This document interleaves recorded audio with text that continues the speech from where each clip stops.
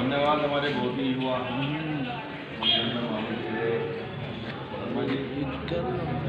हमारे बीच में इस कार्यक्रम के सम्मानित अध्यक्ष जी, जो इस गांव के प्रधान भी हैं धर्म सिंह जी, हमारे बीच में उपस्थित हमारे बहुत ही वरिष्ठ नेता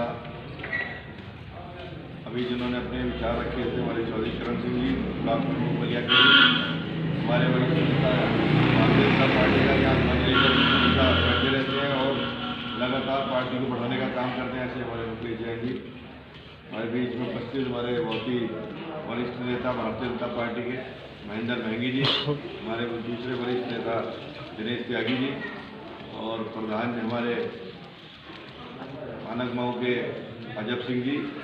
और हमारे वरिष्ठ नेता जो दो बार चुनाव लड़े आदरणीय विक्रम सैनी जी, हमारे बहुत ही वरिष्ठ साथी अनिल जी और हमारे प्रदीप जी और यहाँ उपस्थित हमारे सभी भारतीय जनता पार्टी के वरिष्ठ साथीगण, यहाँ उपस्थित हमारे पूर्व प्रकाश डीलर जी, मांगेराम कश्यप जी, अनिल कुमार जो हमारा जिला पंचायत का सदस्य भी रहा और यहाँ का सम्मानित बूथ अध्यक्ष भी है, हमारे शीशपाल सैनी जी, सतीश सैनी जी, अंकित कश्यप जी, चंद्रपाल कश्यप जी, रघुनाथ जी, मोहित शर्मा जी और मेरे साथ चल रहे सुबह से ही हमारी भारतीय जनता पार्टी के सभी मेरे साथीगण। अभी मेरे से पूर्व में चौधरी साहब ने सारा विषय रखा, हमारे मुख्यमंत्री जी ने बताया कि हम लोग मोदी और योगी के लिए वोट मांग रहे हैं क्योंकि उन्हीं की वजह से आज इतना बड़ा सुरक्षा जो कवच हमारी मातृशक्ति जो पीछे बैठी है उनको दिया जा रहा है और लगातार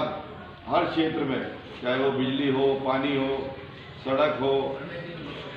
हर क्षेत्र में हमने विकास किया और कल हमने अपना जो हमारा संकल्प है जो हम 5 साल में और क्या करेंगे उसमें मैं बताना चाहता हूँ, हमारी मातृशक्ति पीछे बैठी है, इनके लिए हमारी सरकार ने जो 60 साल से ऊपर है उनको फ्री में पूरे उत्तर प्रदेश में कहीं भी वो रोडवेज की बसों के द्वारा कहीं पर भी जा सकती हैं और 500 रुपये की जो वृद्धा पेंशन थी, विकलांग पेंशन आया करती थी, वो 500 से बढ़ाकर 1500 रुपये कर दी। और जो उज्ज्वला गैस सिलेंडर हमें मिलते थे उसमें 2 बढ़ोतरी और कर दी, हम लोग दिवाली पे और होली पर 2 एक्स्ट्रा सिलेंडर हमारी सरकार आपको देने वाली है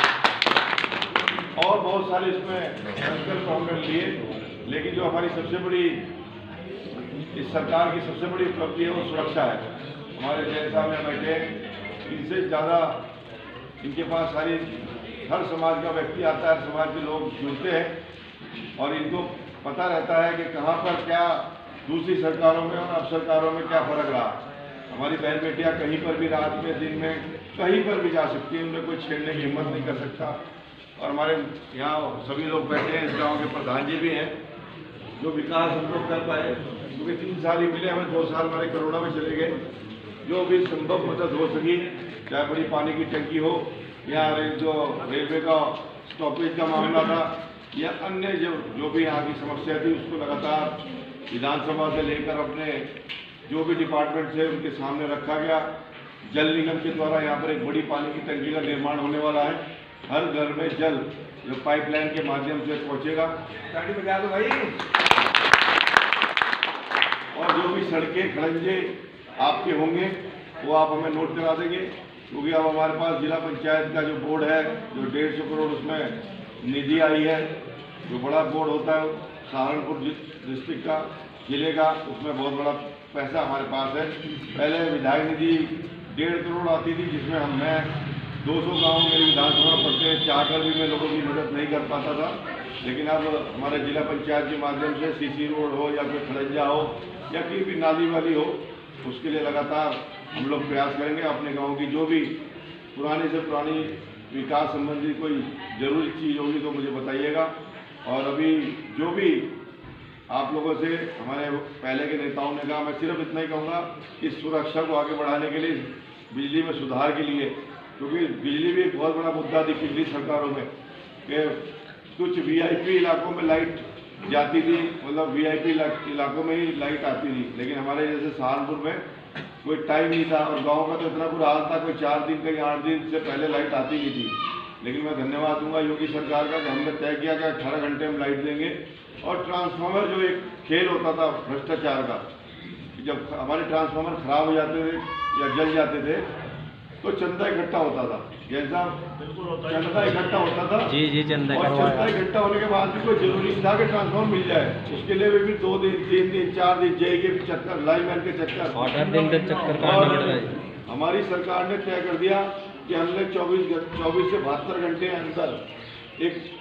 मिस कॉल या एक SMS के माध्यम से आप लोग, हमारी सरकार फ्री में आपके यहाँ उस ट्रांसफार्मर को लेके भी जाती है और छोड़ के भी आती है। पहले था कि व्यवस्था पहले कभी नहीं थी। तो ऐसी परिवर्तन सरकार ने किया जो कभी कल्पना नहीं कर सकते थे। अब ये कह रहे कि हम लोग सुरक्षित हैं,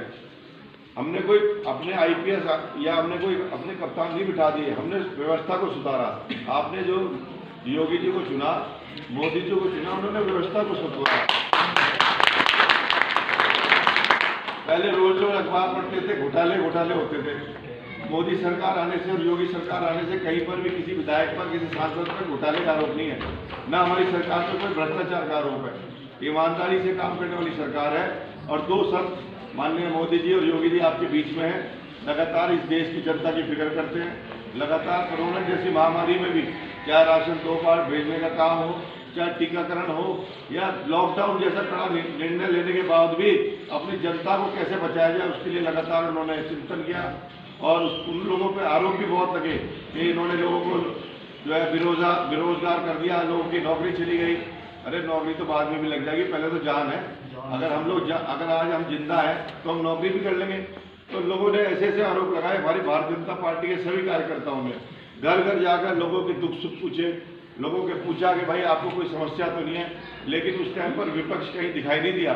न कहीं समाजवादी थी, न कहीं बसपा थी, न कांग्रेस थी। सिर्फ और सिर्फ भारतीय जनता पार्टी के लोग लगातार आपके बीच में थे। मैं आपसे कहने आया हूँ कि आपने लगातार भारतीय जनता पार्टी का सपोर्ट किया, हमेशा से आपने भारतीय जनता पार्टी का मत देने का काम किया। मैं एक बार फिर आपसे कहूँगा कि 14 तारीख का दिन होगा, आपका एक वोट भारतीय जनता पार्टी जो कमल का फूल है, और वो वोट सीधा मेरे को, देवेंद्र टिंको नहीं, वो सीधा आप योगी जी को दोगे। और योगी जी को जब वोट जाएगा तो इस प्रदेश में प्रचंड बहुमत से आप फिर योगी जी की सरकार चुनने जा रहे हो। आप सभी